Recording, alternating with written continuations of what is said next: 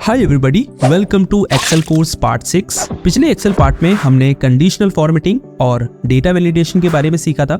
इस पार्ट में हम पिवट टेबल के बारे में सीखने वाले हैं। पिवट टेबल एक्सेल का बहुत ही पावरफुल और इम्पोर्टेंट फीचर है और एक एक्सेल लर्नर के रूप में अगर आप पिवट टेबल के बारे में सीख लेते हैं तो ये आपके लिए बहुत बड़ी अचीवमेंट होगी। तो इस वीडियो में हम पिवट टेबल की कंप्लीट नॉलेज आपको देंगे, जैसे पिवट टेबल क्या है, एक्सेल में पिवट टेबल किस लिए इस्तेमाल की जाती है और पिवट टेबल कैसे क्रिएट करते हैं। चलिए आपके टाइम की रिस्पेक्ट करते हुए इस क्लास को स्टार्ट करते हैं।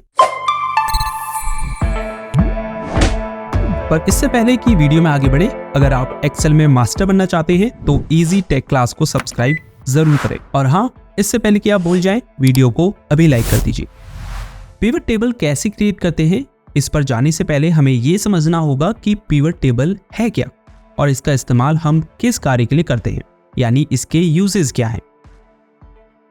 पिवट टेबल एक्सेल के सबसे यूजफुल और पावरफुल फीचर्स में से एक है, जिसका यूज करके आप लार्ज अमाउंट ऑफ डेटा को अलग अलग तरीकों से समराइज कर सकते हैं।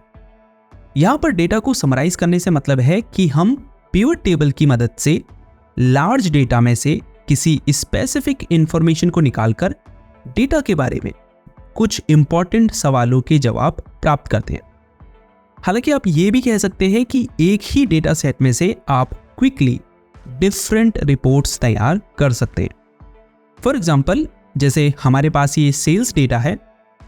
ऑल्दो ये डेटा उतना बड़ा या अधिक कॉम्प्लेक्स नहीं है, लेकिन डेटा एनालिस्ट के तौर पर अगर आप काम करें या आपको किसी कंपनी की फाइनेंशियल रिपोर्ट बनानी है तो वहां पर थाउजेंड्स ऑफ रोज और कॉलम्स का डेटा हो सकता है।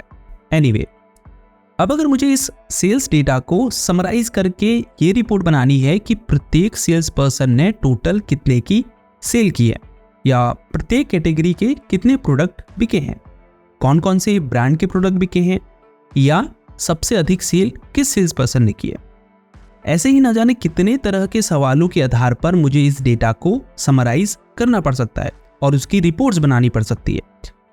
अब अगर मैं मैन्युअली बिना किसी टूल की हेल्प के इसे करूं तो इसमें मुझे बहुत अधिक समय लगेगा, साथ ही कितने ही फॉर्मूलाज का मुझे यूज करना पड़ेगा और उसमें मिस्टेक्स होने की भी संभावना है। लेकिन पिवट टेबल हमें अनुमति देता है कि हम लार्ज डेटा टेबल में से सिर्फ उसी इंफॉर्मेशन को निकाल पाए जो हमारे किसी सवाल का जवाब दे या फिर जिसकी हमें रिपोर्ट बनानी हो। इसे ही कहते हैं लार्ज अमाउंट ऑफ डेटा को समराइज करना। तो कुल मिलाकर पिवट टेबल हमें लार्ज डेटा को डिटेल में और क्विकली एनालाइज करने देता है या उसके बेसिस पर रिपोर्ट्स तैयार करने देता है। चलिए अब पिवट टेबल क्रिएट करना सीखते हैं। पिवट टेबल क्रिएट करने के लिए पहले आपको अपने डेटा को इस तरह से रोज और कॉलम्स में ऑर्गेनाइज करना होगा और सबसे जरूरी चीज, हर कॉलम के लिए हेडिंग जरूर बनाएं। जैसे ये प्रोडक्ट की लिस्ट है तो हमने इसकी हेडिंग बनाई है प्रोडक्ट, ऐसे ही ये प्रोडक्ट की कैटेगरी है तो हेडिंग है कैटेगरी। तो कहने का मतलब है कि प्रत्येक कॉलम के लिए आपको एक यूनिक और मीनिंगफुल हेडिंग क्रिएट करनी होगी, क्योंकि इन्हीं हेडिंग्स के बेसिस पर हम आगे डेटा को अलग अलग तरीकों से समराइज या एनालाइज करके देख सकते हैं और उसके आधार पर रिपोर्ट्स तैयार कर सकते हैं। एक बात का और ध्यान रखें कि आपके डेटा सेट में कोई ब्लैंक रो या कॉलम नहीं होना चाहिए। जब आप डेटा को शीट में अच्छे से ऑर्गेनाइज कर लें और प्रत्येक कॉलम के लिए हेडिंग क्रिएट कर लें, तब आपको इस डेटा को टेबल में कन्वर्ट करना है। उसके लिए डेटा को सेलेक्ट करें। याद रखें, अगर आपने अपने डेटा के लिए टाइटल भी क्रिएट किया है, जैसे हमारे केस में सेल्स डेटा टाइटल है, तो जब आप डेटा को टेबल में कन्वर्ट करने के लिए सेलेक्ट करेंगे तो आपको इस टाइटल को सिलेक्ट नहीं करना है, आप सिर्फ हेडिंग्स और बाकी डेटा को ही सिलेक्ट करेंगे। अब इंसर्ट टैब में जाएं और टेबल कमांड पर क्लिक करें और फिर ओके पर क्लिक करें। तो देखिए हमारा डेटा टेबल में कन्वर्ट हो चुका है। ये सब आपको पिवट टेबल क्रिएट करने से पहले करना है। अब पिवट टेबल क्रिएट करने के लिए आपको इस टेबल में कोई भी एक सेल को सिलेक्ट करना है, फिर इंसर्ट टैब में ही टेबल्स ग्रुप में पिवट टेबल कमांड पर क्लिक करें। आपके सामने इस तरह का डायलॉग बॉक्स ओपन हो जाएगा। इसमें सबसे पहले है choose the data that you want to analyse, यानी ये आपसे कह रहा है कि उस डेटा को सेलेक्ट कीजिए जिसे आप एनालाइज करना चाहते हैं। तो यहाँ पर दो ऑप्शन है, सेलेक्ट अ टेबल और रेंज, और दूसरा है use an external data source. तो अगर आप इसी सीट में से डेटा को सिलेक्ट करना चाहते हैं तो पहले ऑप्शन को सिलेक्ट कीजिए, लेकिन अगर आपको डेटा सोर्स बाहर से लेना है तो दूसरे ऑप्शन को सिलेक्ट कीजिए।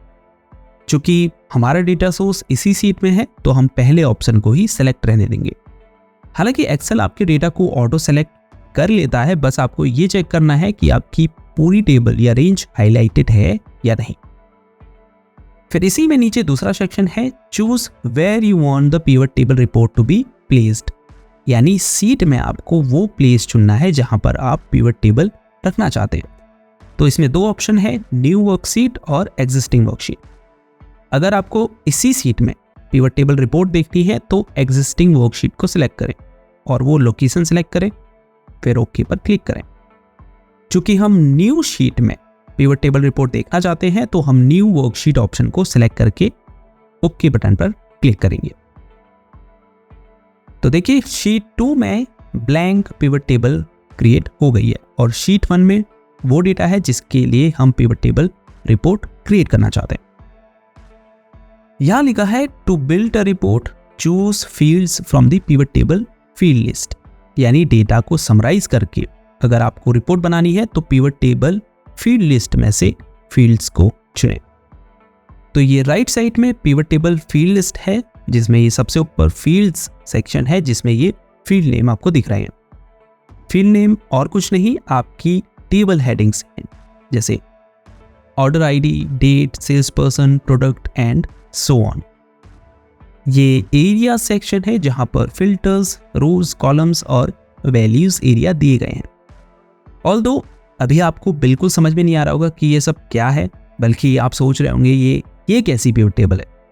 सो यहाँ से बेसिकली आप उस फील्ड को सिलेक्ट करते हैं जिन्हें आप अपनी पिवट टेबल में शामिल करना चाहते हैं और यहाँ आप उन फील्ड्स को अरेंज और रीअरेंज करते हैं। कैसे? फॉर एग्जाम्पल मैं इस सीट में ये पता करना चाहता हूँ कि प्रत्येक सेल्स पर्सन ने टोटल कितने की सेल की है। अब अगर मैं बिना पिवट टेबल के ये जानना चाहूँ या इसकी एक रिपोर्ट बनाना चाहूँ तो मुझे पहले ये देखना पड़ेगा कि प्रत्येक सेल्स पर्सन ने कौन कौन से प्रोडक्ट बेचे हैं, उनकी प्राइस क्या है, और फिर उसका टोटल निकालना पड़ेगा, जो एक टाइम कंज्यूमिंग और कॉम्प्लेक्स प्रोसेस है। लेकिन यही काम हम पिवट टेबल की हेल्प से कितनी आसानी से करते हैं, देखिए। इसके लिए सबसे पहले आपको फील्ड्स सेक्शन में सेल्स पर्सन फील्ड को सिलेक्ट करना है। जैसे ही आप इस फील्ड को सिलेक्ट करेंगे वो नीचे रोज एरिया में ऐड हो जाएगा। डिफॉल्ट रूप से एक्सेल में अगर आप एक नॉन न्यूमेरिक फील्ड यानी किसी ऐसे फील्ड को सिलेक्ट करेंगे जिसमें नंबर्स नहीं है, उसकी जगह टेक्स्ट हो सकता है या फिर किसी और टाइप का डेटा, लेकिन होगा नॉन न्यूमेरिक, तो वो फील्ड रोज एरिया में ऐड हो जाएगा। फील्ड सेलेक्ट करते ही लेफ्ट साइड में देखिए यहाँ आपको सभी सेल्स पर्सन के नाम रो में दिखाई दे रहे हैं। सेल्स पर्सन के नाम रो में इसीलिए डिस्प्ले हो रहे हैं क्योंकि ये फील्ड रो एरिया में ऐड है। लेकिन अगर मैं इसे यहाँ से उठाकर कॉलम में एरिया में रख दूं तो सेल्स पर्सन के नेम कॉलम में डिस्प्ले होने लगेंगे। आमतौर पर आपको इन्हें रो में ही रखना है, यही रिकमेंडेड है। सेल्स पर्सन के नाम तो पिवट टेबल में आ गए। अब चूंकि हमें ये देखना है कि प्रत्येक सेल्स पर्सन ने टोटल कितने की सेल की, तो उसके लिए हमें अमाउंट वाले फील्ड को सेलेक्ट करने की ज़रूरत है। जैसे ही हम इस फील्ड को सेलेक्ट करेंगे ये फील्ड वैल्यूज एरिया में ऐड हो जाएगा।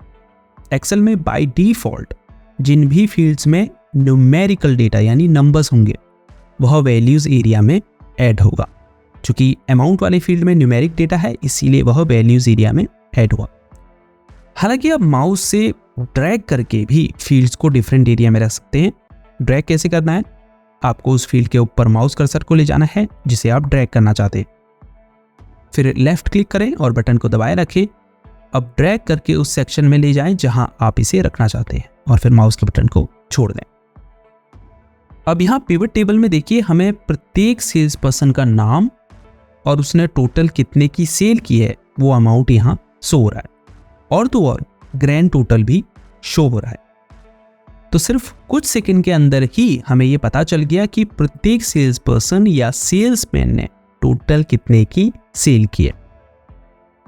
चलिए अब आपको पिवट टेबल का एक मैजिक और दिखाते हैं। अब मुझे ये तो पता चल गया कि प्रत्येक सेल्स पर्सन ने कितने की सेल की, लेकिन अगर मैं ये जानना चाहता हूँ कि अभिषेक ने ये जो टोटल सेल की उसमें उसने कौन कौन से प्रोडक्ट बेचे और उनकी प्राइस क्या थी, तो मुझे सिर्फ अभिषेक के अमाउंट पर डबल क्लिक करना है। मुझे अभिषेक के द्वारा बेचे गए प्रोडक्ट की लिस्ट के अलावा और भी बहुत सारी जानकारी, जैसे कौन सी डेट को प्रोडक्ट बेचा, उनका अमाउंट, कितनी यूनिट बेची, ये सब जानकारी प्राप्त हो जाएगी। ऐसे ही आप दूसरे सेल्स पर्सन की जानकारी भी प्राप्त कर सकते हैं। अब इस तरह से तो आपने डेटा को एनालाइज कर लिया, लेकिन अगर आप दूसरे तरीके से डेटा को एनालाइज करना चाहते हैं या रिपोर्ट तैयार करना चाहते हैं, तो आपको पहले एग्जिस्टिंग फील्ड्स को रिमूव करना होगा। किसी फील्ड को एरिया सेक्शन से हटाने के लिए या तो आप यहाँ से उस फील्ड को अनसेलेक्ट कर दें, ऐसे भी वो रिमूव हो जाएगा, या फिर आप ड्रैग करके उसे बाहर निकाल सकते हैं तो भी वो रिमूव हो जाएगा। अगर कभी आप पिवट टेबल से बाहर किसी सेल में क्लिक कर दें तो पिवट टेबल फील्ड्स पैन हट जाता है। उसे वापस लाने के लिए आपको शीट में पिवट टेबल एरिया पर क्लिक करना है। इसके अलावा अगर आप क्लोज बटन पर क्लिक करके इस पिवट टेबल फील्ड पैन को क्लोज कर देते हैं तो ऐसे में पिवट टेबल एरिया पर क्लिक करने से भी आपको pivot table fields pan show नहीं होगा। ऐसी सिचुएशन में आपको पिवट टेबल एनालाइज टैब पर क्लिक करना है। उसके बाद सबसे राइट साइड में मौजूद शो ग्रुप में फील्ड लिस्ट कमांड पर क्लिक करें। पिवट टेबल फील्ड पैन वापस शो होने लगेगा। हालांकि पिवट टेबल एरिया में राइट क्लिक करके फिर शो फील्ड लिस्ट पर क्लिक करने से भी पिवट टेबल फील्ड पैन वापस शो होने लगेगा। अगर आपको पिवट टेबल फील्ड्स पैन का व्यू चेंज करना है तो आप इस टूल बटन पर क्लिक करें और किसी दूसरे ऑप्शन को सेलेक्ट कर लें। तो ये कुछ चीजें पिवट टेबल यूज करने के लिए आपको पता होनी चाहिए। चलिए अब नेक्स्ट मुझे कैटेगरी के बेसिस पर अमाउंट का टोटल निकालना है, यानी जितनी भी स्मार्ट वॉच बेची उसका टोटल अमाउंट क्या है, ईयरबड्स का टोटल अमाउंट क्या है, ऐसे ही बाकी कैटेगरी के प्रोडक्ट का टोटल अमाउंट क्या है। तो उसके लिए सबसे पहले हमें फील्ड सेलेक्ट करना होगा। तो यहाँ पर सबसे पहले कैटेगरी को सिलेक्ट करें। तो कैटेगरी आ चुकी है। अब हम अमाउंट को सिलेक्ट करेंगे तो देखिए प्रत्येक कैटेगरी का अमाउंट भी आ चुका है और उनका ग्रैंड टोटल भी हमें मिल गया है। तो इतना आसान है पिवट टेबल का इस्तेमाल करके लार्ज अमाउंट ऑफ डेटा को इतने ईजिली और क्विकली समराइज करना और एक ही डेटा सेट की अलग अलग तरीकों से रिपोर्ट तैयार करना। अब अगर मैं किसी भी कैटेगरी के अमाउंट पर डबल क्लिक करूं तो देखिए मुझे उस कैटेगरी के अंदर बिके सभी प्रोडक्ट की लिस्ट और उनका इंडिविजुअल प्राइस शो हो जाएगा। साथ ही उस प्रोडक्ट को किस सेल्स पर्सन ने बेचा है उसका नाम भी मुझे पता लग जाएगा। तो जब मैंने शुरुआत में आपसे कहा कि हम पिवट टेबल का इस्तेमाल करके एक डेटा सेट को डिफरेंट वे में समराइज या एनालाइज कर सकते हैं या डिफरेंट रिपोर्ट्स बना सकते हैं, तो उसका मतलब इन्हीं सब चीज़ों से था। अब चलिए एक काम और करते हैं। मैं ब्रांड फील्ड को ड्रैग करके फिल्टर्स एरिया में रख देता हूँ। तो देखिए यहाँ ऊपर ब्रांड फिल्टर ऐड हो चुका है। चलिए इस डाउन एरो पर क्लिक करते हैं। अब इस फिल्टर का यूज करके मैं किसी पर्टिकुलर ब्रांड के प्रोडक्ट्स का टोटल अमाउंट पता कर सकता हूँ। तो देखिए इसने मुझे बता दिया कि एप्पल ब्रांड के अंदर 2 प्रोडक्ट कैटेगरी है और प्रत्येक कैटेगरी का सम अमाउंट क्या है, और अमाउंट पर डबल क्लिक करके मैं फर्दर डिटेल्ड इंफॉर्मेशन निकाल सकता हूँ। इसके अलावा मैं 2 डायमेंशनल पिवट टेबल भी क्रिएट कर सकता हूँ। कैसे? तो चलिए मैं कॉलम एरिया में सेल्स पर्सन फील्ड को ड्रैग करके रखता हूं। तो देखिए हमें रो में प्रोडक्ट की कैटेगरी शो हो रही है और कॉलम में सेल्स पर्सन के नेम। तो इस तरह से आप 2 डायमेंशनल पिवट टेबल भी क्रिएट कर सकते हैं। तो कहने का मतलब है कि आप पिवट टेबल का यूज करके अपने डेटा को अलग अलग एंगल से देख सकते हैं और उसकी रिपोर्ट्स तैयार कर सकते हैं। अब एक चीज आपने नोटिस की होगी कि जब भी हम अमाउंट फील्ड को वैल्यूज एरिया में ड्रैग करते हैं तो ये ऑटोमेटिकली अमाउंट को जोड़ देता है। बाय डिफॉल्ट एक्सेल आपके डेटा को समराइज करता है आइटम्स के अमाउंट पर सम फंक्शन लगाकर, इसीलिए अमाउंट फील्ड को वैल्यूज एरिया में ड्रैग करने पर हमें अमाउंट का टोटल प्राप्त हुआ। लेकिन एक्सेल में आप सम के अलावा काउंट, एवरेज, मैक्स और मिन फंक्शन का यूज भी कर सकते हैं। कैसे? सम ऑफ अमाउंट कॉलम के अंदर किसी भी सेल पर क्लिक करें, फिर राइट क्लिक करें और समराइज वैल्यूज बाय ऑप्शन को सिलेक्ट करें। अब यहां देखिए कई सारे फंक्शन दिए गए हैं। चलिए मैं काउंट फंक्शन पर क्लिक कर देता हूं। क्योंकि काउंट फंक्शन का उपयोग आमतौर पर नंबर ऑफ सेल्स को काउंट करने के लिए किया जाता है, इसीलिए यहां हमें प्रत्येक सेल्स पर्सन द्वारा सेल किए गए प्रोडक्ट की संख्या शो हो रही है, जिसमें अभिषेक ने 9 प्रोडक्ट बेचे हैं, अमित ने 9, कीर्ति ने 9 और तरुण ने सबसे ज्यादा 11 और टोटल 54 प्रोडक्ट की सेल हुई है। अगर आपको पता करना है कि कीर्ति ने वो 9 प्रोडक्ट्स कौन से बेचे तो उसके प्रोडक्ट नंबर पर डबल क्लिक करें, आपको इससे रिलेटेड डिटेल इंफॉर्मेशन मिल जाएगी। ऐसे ही आप अपनी रिक्वायरमेंट के हिसाब से other Excel functions average, max और मिन का यूज अपने डेटा को एक डिफरेंट वे में समराइज करने के लिए कर सकते हैं। ऑल्सो आप समराइज्ड डेटा को पिवट चार्ट की हेल्प से कंपेयर भी कर सकते हैं। फॉर एग्जाम्पल मुझे सेल्स पर्सन के सम ऑफ अमाउंट को कंपेयर करना है, तो इस पिवट टेबल की किसी एक सेल को सेलेक्ट कीजिए, इंसर्ट टैब में जाइए और चार्ट्स ग्रुप के अंदर पिवट चार्ट कमांड पर क्लिक कीजिए। यहां से आप डिफरेंट पिवट चार्ट्स में से चूज कर सकते हैं, फिर ओके पर क्लिक कीजिए। तो इस तरह से आप प्रोफेशनली अपने डेटा को प्रेजेंट कर सकते हैं। ऑल्सो जैसे आप पिवट टेबल क्रिएट करते हैं तो 2 न्यू टैब आपको रिबन में शो होने लगती है, पिवट टेबल एनालाइज और डिजाइन टैब। यहाँ आपको कई सारे ग्रुप और ऑप्शंस देखने को मिलेंगे जिनका उपयोग करके आप पिवट टेबल को डिजाइन और उसे और भी इम्प्रूव कर सकते हैं। और अगर आपको किसी पर्टिकुलर पिवट टेबल को डिलीट करना है तो इसके कई तरीके हैं। एक तो उस शीट को ही डिलीट कर दीजिए जिस पर वह पर्टिकुलर पिवट है, उस शीट पर राइट क्लिक कीजिए, then click on delete command, then again click on delete button. So I hope इस क्लास को देखकर अब आपको ये नॉलेज हो गई होगी कि पिवट टेबल क्या है, इसका इस्तेमाल क्यों किया जाता है और पिवट टेबल कैसे क्रिएट करते हैं। Also part 6 Excel training course series का लास्ट पार्ट भी है। हालांकि एक्सेल की आगे और भी वीडियोस आती रहेंगी, लेकिन वो किसी पर्टिकुलर टॉपिक पर बेस्ड होगी। तो अगर इसके एक्सेल कोर्स सीरीज को देखकर आपको वाकई में एक्सेल सीखने में हेल्प मिली है और आप मानते हैं कि हमारा यह कोर्स आपकी ही तरह बाकी लोगों तक पहुंचे, तो प्लीज़ हमारी आपसे एक रिक्वेस्ट है कि इस वीडियो को लाइक ज़रूर कीजिए और अपने व्हाट्सएप ग्रुप, फेसबुक या अदर सोशल मीडिया प्लेटफॉर्म्स पर इस वीडियो को ज़रूर शेयर करें, ताकि आपके माध्यम से हम अन्य लोगों तक पहुंच पाएँ और जिससे ज़्यादा से ज़्यादा लोग एक्सेल सीख पाएँ। अब हर वीडियो की तरह आपके लिए कुछ प्रैक्टिस क्वेश्चंस जिनके जवाब आपको नीचे कमेंट सेक्शन में देने हैं। जो भी इन सवालों के सबसे सही जवाब देगा उसके कमेंट को टॉप में पिन किया जाएगा। तो चलिए फर्स्ट क्वेश्चन की तरफ बढ़ते हैं। माइक्रोसॉफ्ट एक्सेल में किस टैब के किस ग्रुप में पिवट टेबल सम्मिलित करने के लिए विकल्प मौजूद है? Under which tab and in which group will you find the option to insert a pivot table?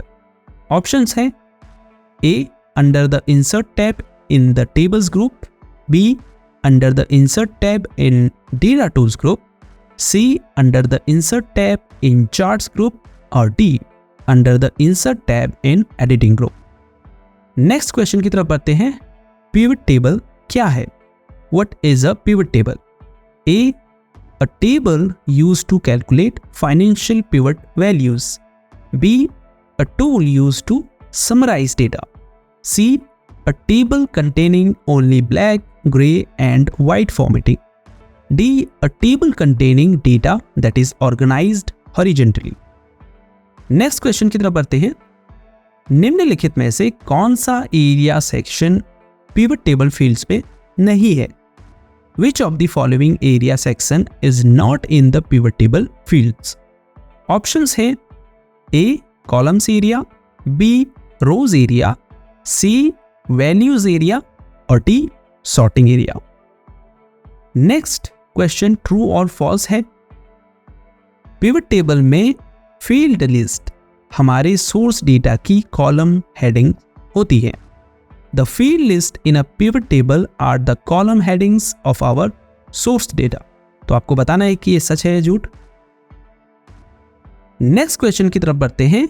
Some function pivot table में मानों में यानी वैल्यूज पर डिफॉल्ट रूप से लागू होता है। In pivot table the sum function is applied to values by default. Options है ए ट्रू या बी फॉल्स। तो इस क्वेश्चन का आंसर भी हमें सही गलत में ही देना है। तो ये थे कुछ प्रैक्टिस क्वेश्चंस। इस एक्सेल क्लास में जो भी हमने आपको सिखाया है ये क्वेश्चंस उसी से रिलेटेड हैं। तो अगर आपने इस क्लास को ध्यान से देखा होगा तो आप इन क्वेश्चंस के जवाब आसानी से दे पाएंगे। ऑल्दो अगर आपको सभी सवालों के जवाब नहीं आते हैं तो कमेंट कीजिए, मैं बाकी इनकरेक्ट आंसर्स को रिप्लाई में करेक्ट कर दूंगा। तो एक्सेल ट्रेनिंग कोर्स सीरीज में इतना ही। आप हमारे चैनल पर आगे भी एक्सेल से रिलेटेड कुछ ना कुछ यूजफुल स्किल्स सीखते ही रहेंगे।